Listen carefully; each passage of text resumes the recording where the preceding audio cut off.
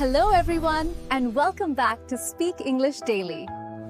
I'm Anna, and today, this one is special.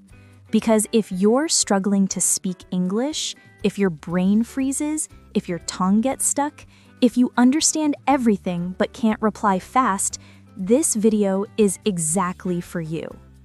And I'm David, and trust me, if you feel nervous, slow, shaky, embarrassed, or blank when speaking English, you are not alone. Every beginner, every intermediate learner goes through this exact phase. Today, we're giving you the real reason you struggle to speak and the exact steps to fix it. Not the textbook advice, not the usual practice everyday lines, real, practical, fix-it-now solutions that we've tested with hundreds of students. And yes, you'll also hear mini practice conversations, real-life examples, and those small stories we always share that make English feel easy. All right, let's jump straight in. First big truth. You don't struggle because your English is weak. You struggle because your English is silent. Exactly. Silent English means you only read, watch, or listen, but you never actually produce English. No output, no speaking, no responding, no real-world use.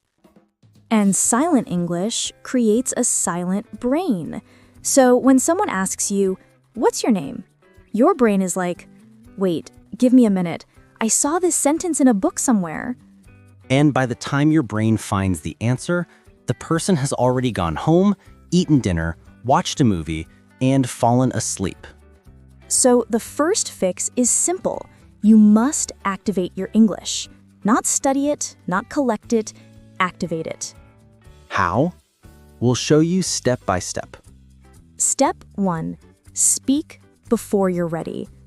Oh yes, this one hurts a little because most learners think, I'll start speaking when my English becomes good, but that moment never comes. Why? Because speaking is the skill that makes your English good. You can't wait for confidence. Confidence comes from speaking. It's like going to the gym. You don't wait to become strong before lifting weights. You lift weights to become strong. So here's your new rule. If you learn a phrase today, speak it today. Even if you sound weird, even if your accent is not perfect, even if you're shy, speak anyway. That one action will speed up your fluency more than any grammar lesson. Step 2. Shadowing every single day. The magic method, the cheat code, the shortcut, the one technique that makes your brain and mouth work together. Shadowing simply means listening and repeating at the same time. No stopping, no pausing, no worrying about mistakes. And shadowing beats fear. Because you don't have time to think, you just copy. And suddenly, your tongue becomes comfortable with English sounds. Let's do a 10-second shadowing practice right now. I'll say a short line. You repeat exactly at the same time. Here we go. I'm improving my English every single day. I speak without fear. I speak without stopping. I speak because I want to grow. If you shadow like this daily, even for 5 minutes, your fluency will change before you even notice. Step 3. Stop translating. Yes, I know it's hard. Your brain loves translation because it feels safe. But translation is slow, and speaking needs speed.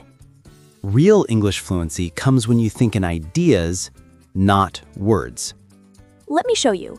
If I say, describe your day, a translating brain goes, wake up, Urdu or Punjabi word, English word, breakfast, English word. Oh wait, what is the English for this? Hold on. And the conversation is already dead. A fluent brain thinks like this.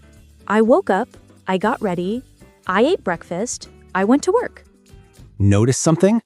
Simple sentences, easy words, no translation, and still fluent. Fluency is not big vocabulary.